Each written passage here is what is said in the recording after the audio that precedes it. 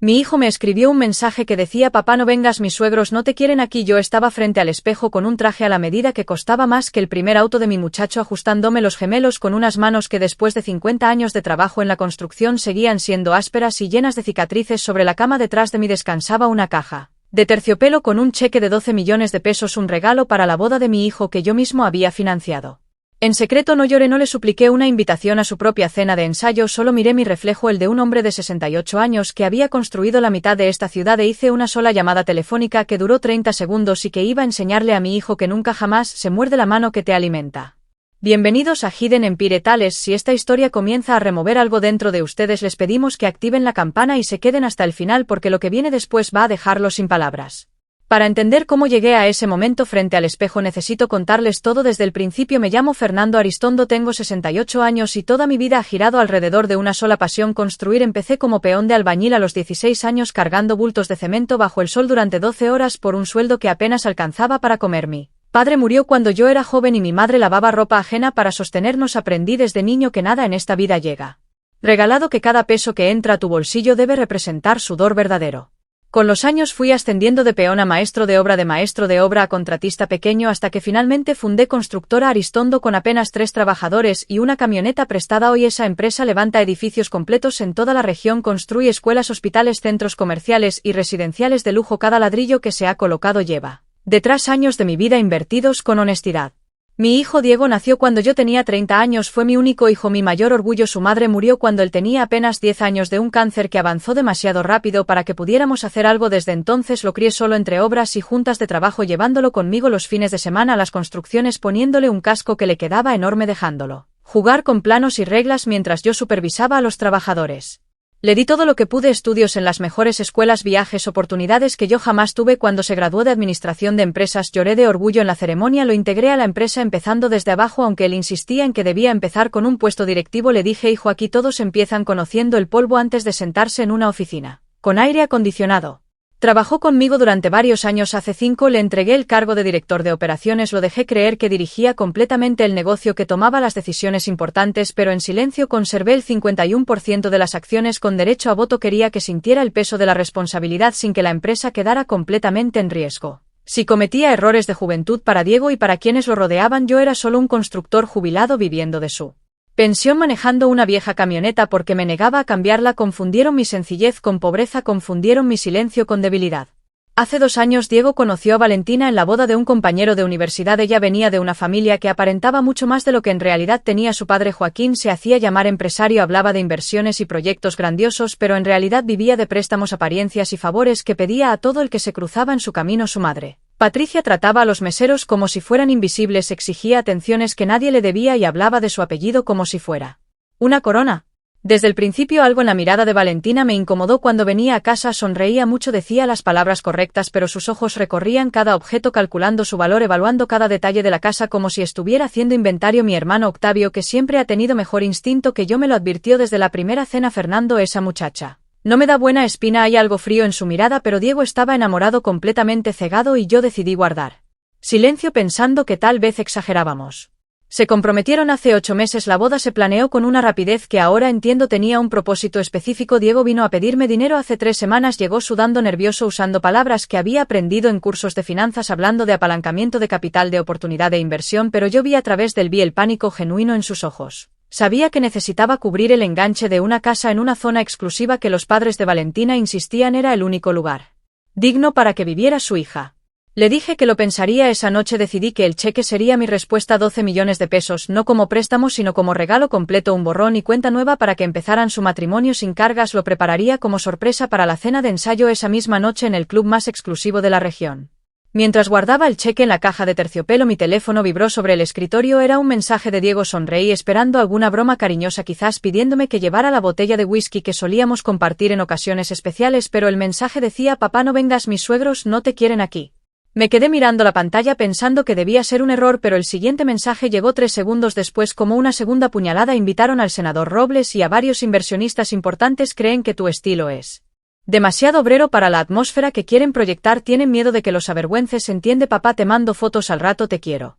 Mi mano no tembló, bajé la mirada hacia mis propias manos llenas de callos, hacia la cicatriz de un accidente con una sierra de mesa hace más de 30 años, hacia mis nudillos hinchados por décadas de empuñar herramientas. Esas manos habían levantado los cimientos del mismísimo salón donde ellos estaban a punto de cenar. Esas manos habían firmado los cheques que pagaban cada vela, cada flor, cada copa de vino que esa noche se serviría.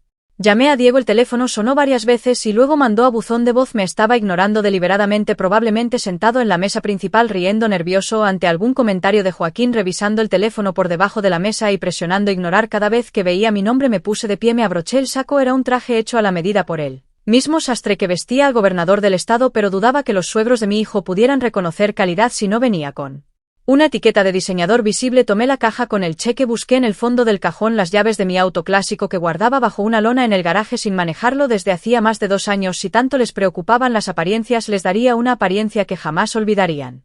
Mientras conducía hacia el Club Los Robles pensé en cada palabra del mensaje. Demasiado obrero avergonzarlos. Apreté el volante con fuerza. No iba a llegar a hacer un escándalo, no iba a gritar ni a montar un drama, iba a ir a aclarar algunos malentendidos sobre propiedad, patrimonio y exactamente quién estaba pagando la cena que estaban a punto de disfrutar.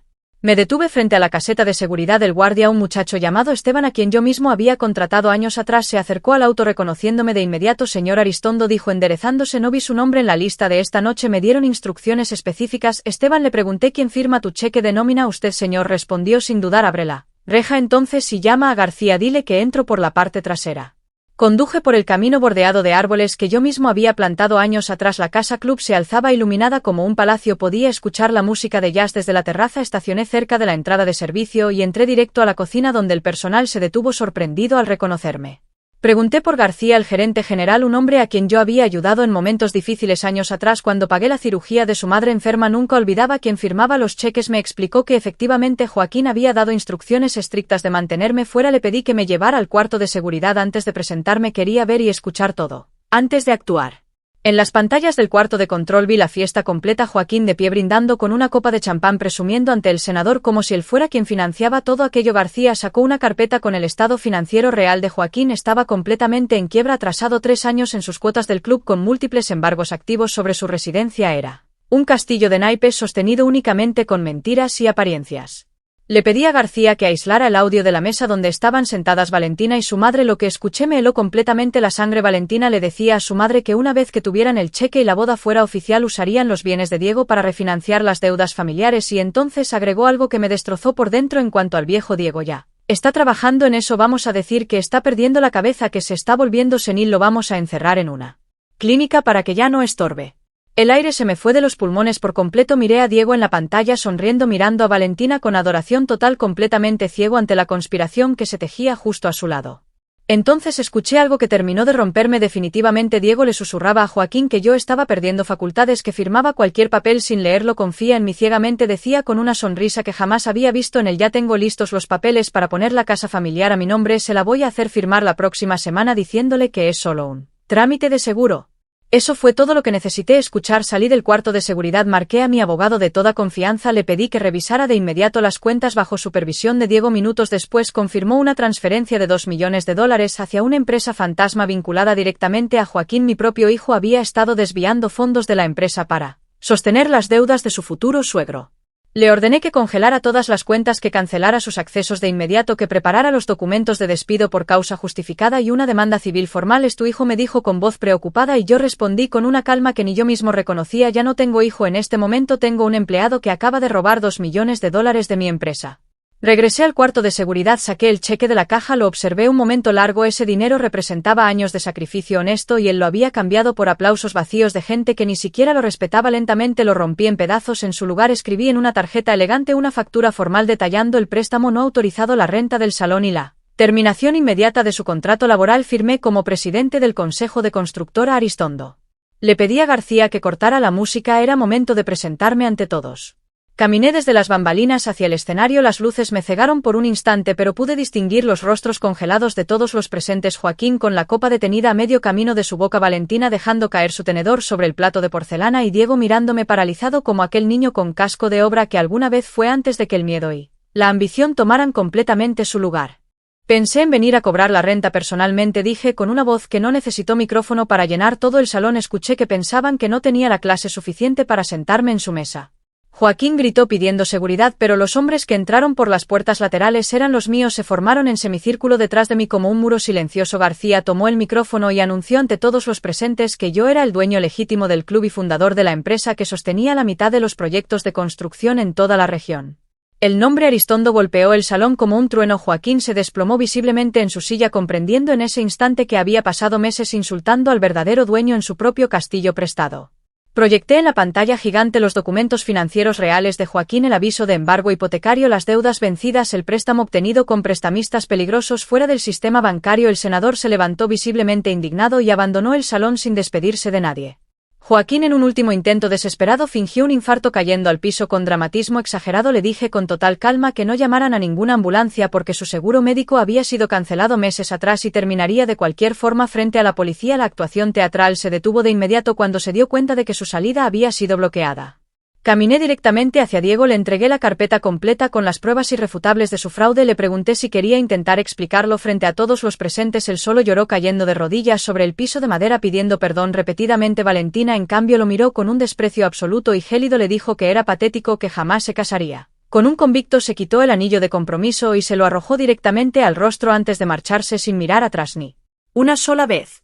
Minutos después llegó la policía. Se llevaron a Joaquín esposado por fraude financiero. Se llevaron también a Diego por desfalco y falsificación de documentos. Mi hijo me miró con los ojos llenos de lágrimas genuinas preguntando entre sollozos por qué le estaba haciendo esto. Le di la respuesta más dura que he tenido que pronunciar en toda mi vida. Yo no hice esto, tú lo hiciste tú. Firmaste tú, robaste tú, los elegiste a ellos por encima de tu propio padre.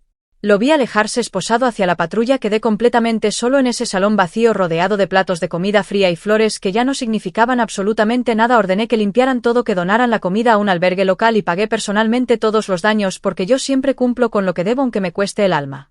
Las semanas que siguieron fueron las más silenciosas de toda mi vida. Vendí sus pertenencias de lujo para cubrir la restitución completa a la empresa. Visité a Diego en el centro de detención. Semanas después le ofrecí un trato: reducir significativamente su condena si aceptaba perder absolutamente todo lo material, la herencia futura, el puesto directivo, las propiedades a su nombre. Le expliqué que esto representaba el amor más difícil que existe, el tipo de amor que te deja caer completamente para que finalmente aprendas a levantarte por ti mismo.